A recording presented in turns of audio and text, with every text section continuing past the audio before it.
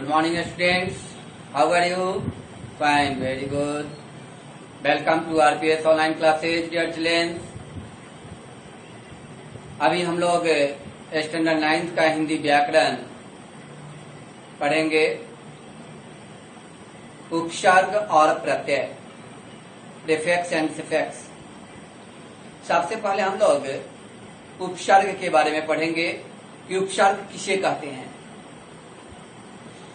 पहले बच्चों, जितने शब्द में जो उप, आध तथा कम शब्दांश जो क्रमशः वर्ण, खुला और जोड़ शब्दों के साथ जुड़े हैं, जिनसे इन शब्दों यानी वर्ण, खुला और जोड़ जो शब्द आता है के अर्थ में परिवर्तित हो गए हैं, ऐसे शब्दांश ही उपसर्ग कहलाते हैं।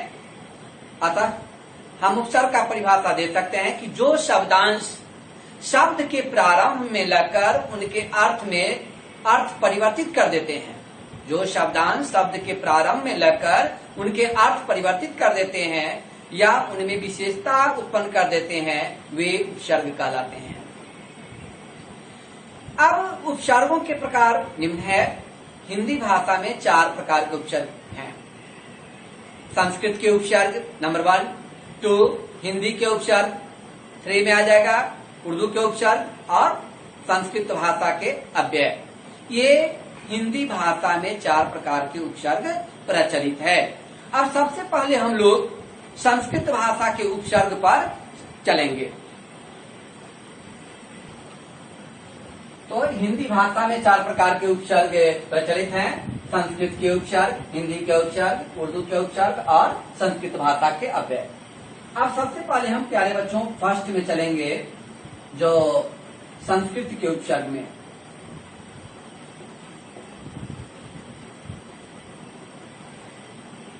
कॉपी कलम निकाल लें, साथ साथ लिखते चलें। संस्कृत के उपसर्ग। अब इसमें हम पहले उपसर्ग देंगे, उपसर्ग इसका अर्थ भी देंगे साथ में और शब्द बनाएंगे। सबसे प्रत्येक से 3-3 शब्द भी बनाएंगे।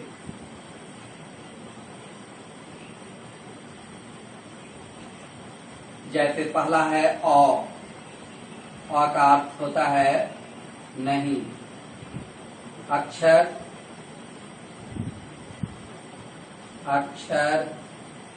अजर, अमर इत्यादि इसमें दे सकते हैं। सेकंड दे देंगे अति। अति शब्द का हो जाएगा अधिक, अधिक या ऊपर, अधिक या ऊपर यानी अत्यंत, अत्यंत, अत्याचार, अत्याचार और अतिवृष्टि, अतिवृष्टि आदि दे देंगे।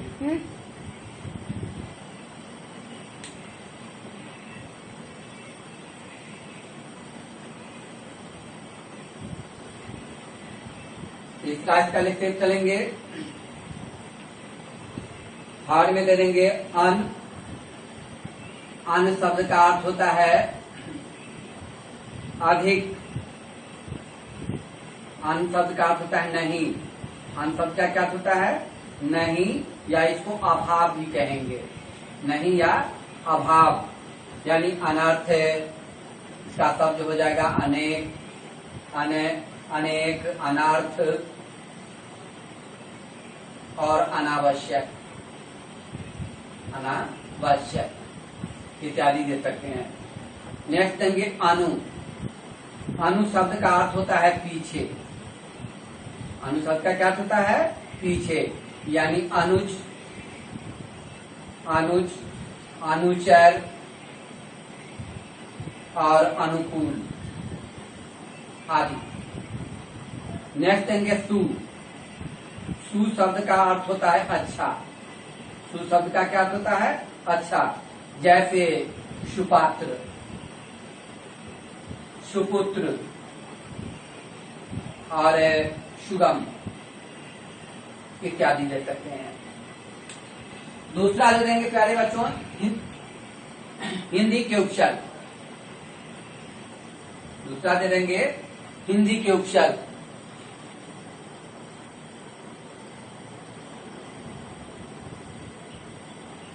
हिंदी के उपसर्ग।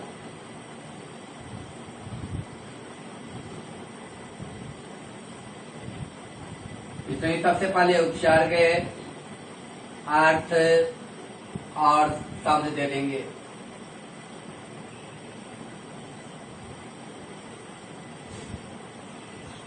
जैसे अ उपसर्ग आ गया। अ उपसर्ग का अर्थ होता है अभाव या निषेध। कभी कभी कह देते हैं अभाव हो गया है या निषेध है। अभाव या निषेध। अभाव या निषेध यानी अशांति, अशांति, अछूत, अछूत, अपरिचित, अपरिचित आदि दे देंगे, है ना। ब से अभाव यानी निषेध, अशांति, अछूत और अपरिचित। सेकेंड दे देंगे अध। अध शब्द का अर्थ होता है आधा। अध शब्द का क्या अर्थ होता है? आधा, यानी अधपका, अधपका, अधकचरा, अधकचरा और अधमरा आदि शब्द देंगे। थर्ड दे देंगे नी। नी शब्द का अर्थ होता है बिना। नी शब्द का क्या अर्थ होता है? बिना, यानी निडर हो गया है, निडर, निकम्मा आदमी, निकम्मा जिसको कहते हैं, निकम्मा और निहत्था इत्यादि। भर लास्ट दे देंगे इसमें, भर। भर मीन्स होता है भरा हुआ, भरा हुआ। जैसे भरपूर, भरपूर, भरसक और भरपेट आदि दे देंगे। तीसरा चलेंगे प्यारे बच्चों उर्दू के उपसर्ग। उर्दू के उपसर्ग।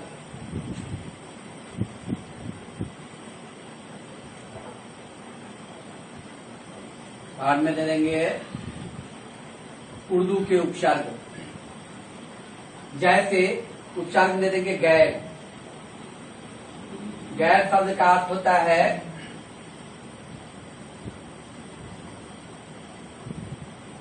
गैर शब्दों का अर्थ हो जाता है, तो उर्दू के उपसर्ग जो है इसमें गैर, गैर शब्द का अर्थ होता है भिन्न, यानी गैर कानूनी, गैर जिम्मेदार इत्यादि शब्द आ जाते हैं। नेक्स्ट देते हैं बद। बद माने होता है बुरा, तो बुरा यानी बद से देंगे बदनाम, बदमाश, बदबू इत्यादि शब्द दे सकते हैं। नेक्स्ट है आपका ना। ना शब्द का अर्थ होता है नहीं, यानी नाबालिग, नाजायज वगैरह दे सकते हैं। नेक्स्ट ला। ला शब्द का अर्थ होता है बिना, यानी लावारिस, लापरवाह, लाइलाज इत्यादि ये शब्द जो है उर्दू के उपसर्ग हैं।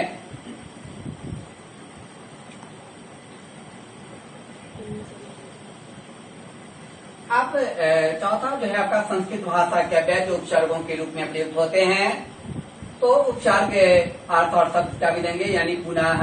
पुनः शब्द का अर्थ होता है दोबारा, बार बार, यानी पुनर्मिलन, पुनर्जन्म इत्यादि। अलम। अलम शब्द का अर्थ होता है पर्याप्त। पर्याप्त माने अलंकार, अलंकृत इत्यादि देंगे। चिर, बहुत, चिर शब्द का अर्थ है बहुत, यानी चिरायु, चिरकाल इत्यादि शब्द दे सकते हैं।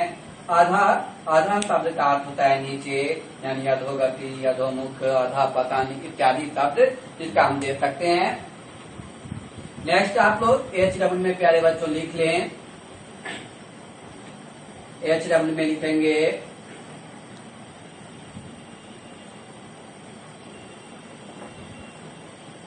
निम्नलिखित उपसर्ग शब्दों का, निम्नलिखित उपसर्गों का निम्नलिखित उपसर्गों का प्रयोग करके 3-3 शब्द बनावें, 3-3 शब्द लिखें। ठीक, जैसे सबसे पहले औस का, अब औ से आप 3 शब्द लिख लेंगे। और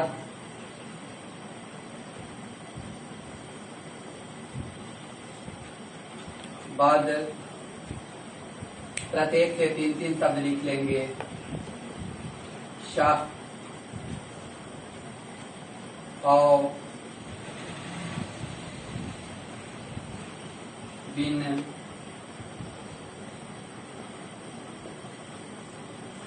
आदि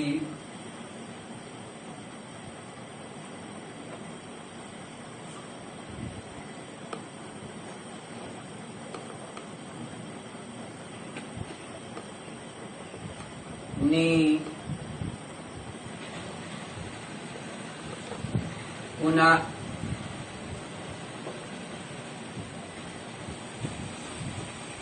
अधः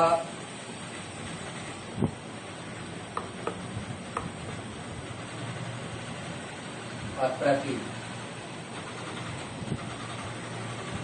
यानी सभी से 3-3 शब्द लिख करके याद करेंगे नेक्स्ट अगले एपिसोड में।